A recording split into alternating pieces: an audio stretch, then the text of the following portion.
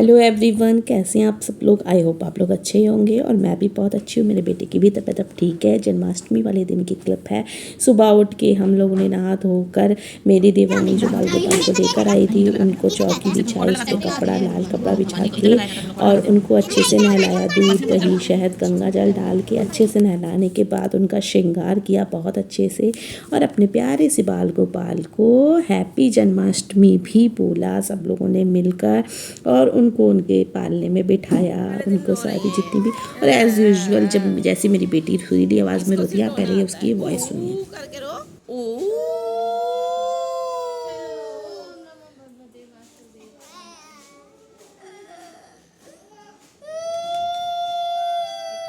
फिर सब लोगों ने मिलकर पूजा स्टार्ट करी, मतलब पूजा शुरू करी। तिलक लगाया और फिर फूल माला पुष्प ये सब चढ़ाए, फल फूल सब चढ़ा दिए थे। सुबह शाम को भी हम लोग पूजा करते सब लोग, और इस बार नीचे ही सब कुछ करा था। सारा पूरा सजाया था, मेरे पूरा बैलून से बहुत अच्छे तरीके से डेकोरेशन की थी मेरी देवरानी ने और सारे बच्चों ने। मैं तो गई थी अपने बेटे को, मुझे जाना था दवाई लेने, इसलिए मैंने इस बार कोई हेल्प नहीं करी इसमें उसकी। पहले हम लोगों ने, मतलब ये तो मॉर्निंग का क्लिप है, सब हम लोगों ने मॉर्निंग में पूजा करी अच्छे से दिया बाती करने के बाद, और बहुत अच्छे से किया। और बहुत शाम का प्रोग्राम भी बहुत अच्छे से हुआ है। और आप लोग पूरा वीडियो एंड तक ज़रूर देखिएगा। आई होप आपको वीडियो बहुत पसंद आएगा। मैंने अपने बच्चों को राधा बनाया, कृष्ण बनाया, बहुत प्यारा प्यारा डांस किया उन्होंने। आप लोग मेरे शॉर्ट वीडियो में देखिए और इन्जॉय करिए मेरे वीडियो को। और जन्माष्टमी का आप लोगों का भी फास्ट होगा, किस किस ने फास्ट रखा है और बताइएगा कमेंट करके। और मेरी देवरानी का, मम्मी पापा का, हम सबका फास्ट था। बाकी मेरे हस्बैंड और मेरे देवर का तो नहीं था, ये लोग रहते ही नहीं है फास्ट। और कुछ नहीं, हम लोग कुछ नहीं खाते हैं इस दिन, कुछ नहीं खाया था। सुबह बस शरबत बना के पी लिया था और कुछ नहीं।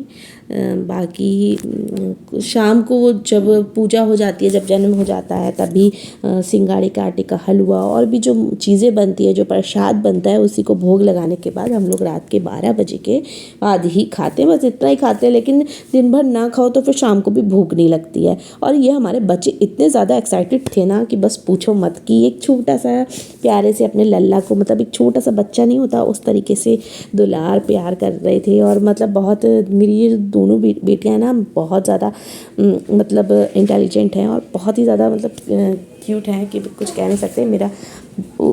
मेरा बेटा भी कम नहीं है इन चीज़ों में, वो भी उनके साथ मिलकर मतलब शैतानियाँ करता है और उनको परेशान करता रहता है कंटिन्यू। पूजा में भी वो लोग शांति से बैठते ही नहीं हैं। फिर हमने आरती की सब लोगों ने मिलकर। मेरे हस्बैंड तो अभी नहाए नहीं थे, उन्होंने बाद में की थी। पहले हम सब लेडीज़ निकल ली थी एक साथ मिलकर, और फिर बाद में, मतलब मेरे हस्बैंड को तो व्रत नहीं था, फिर बाद में मुझे नाश्ता भी बनाना था। तो पूजा वूजा का हमने अच्छे से करने के बाद, भगवान की आरती करने के बाद, फिर मैंने अपने हस्बैंड के लिए नाश्ता बनाया। और फिर मुझे जाना था अपने बेटे को दवाई दिलाने के लिए, तो फिर मैं निकल गई अपने हस्बैंड के साथ। उनको चैम्बर भी जाना था, तो थोड़ी देर वो चैम्बर गए। फिर वहीं पे पास में मंदिर है पहलवान बाबा का, मैं थोड़ी देर वहाँ भी गई।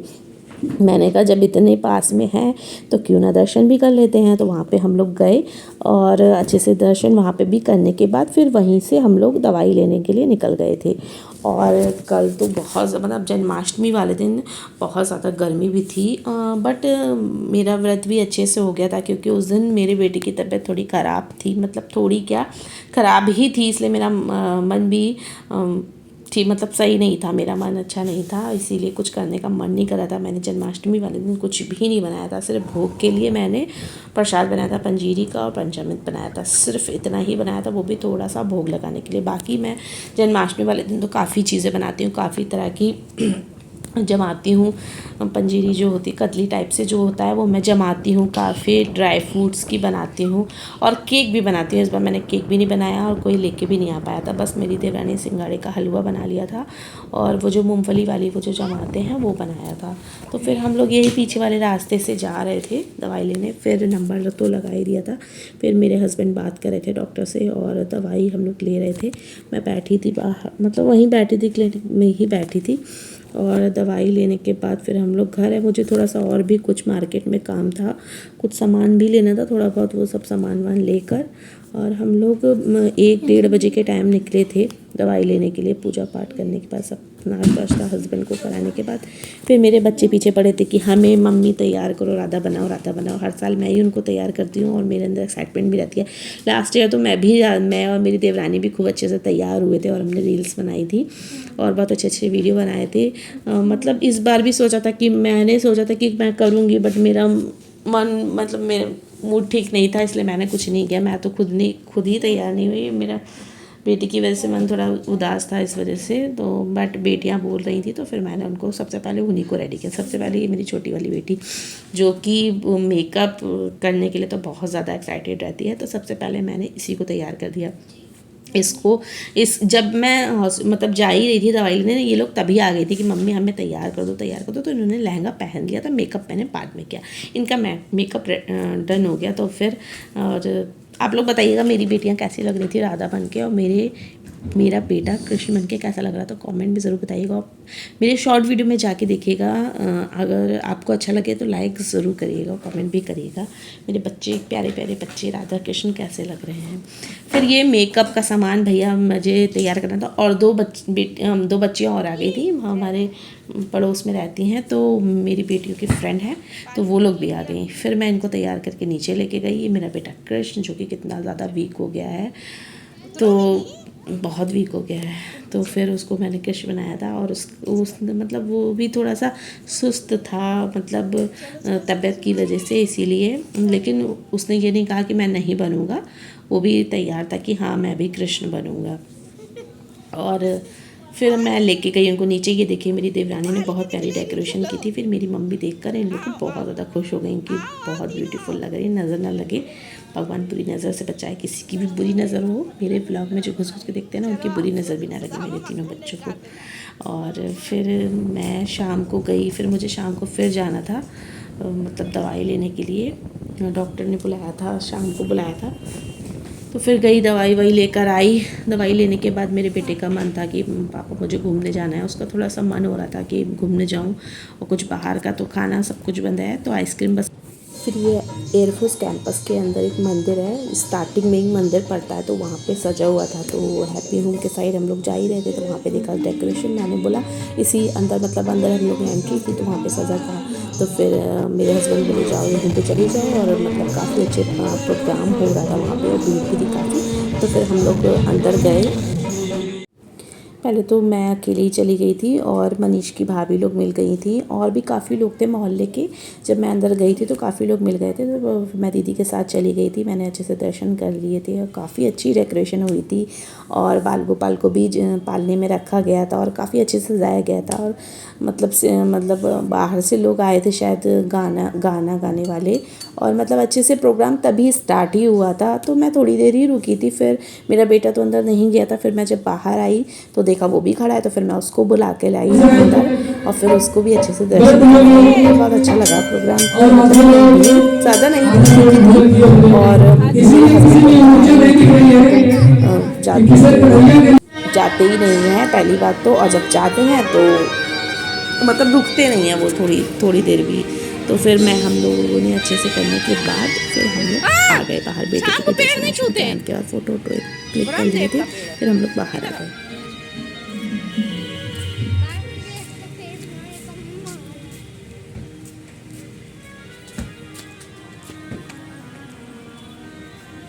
रुको रुको, गाड़ी है ना, आ इधर आ।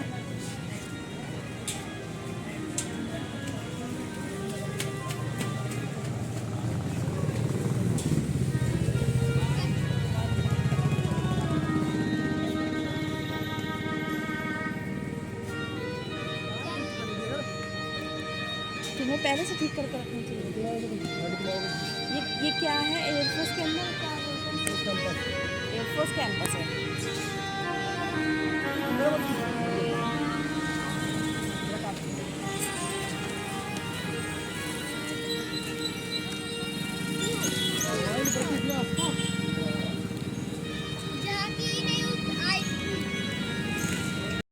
फिर 12 बजे से पहले मैं नीचे आ गई। घर तो मैं आ गई थी 9:30 बजे। मैंने हस्बैंड को खाना वाना बना के दे दिया था, उन्होंने भी खा लिया था।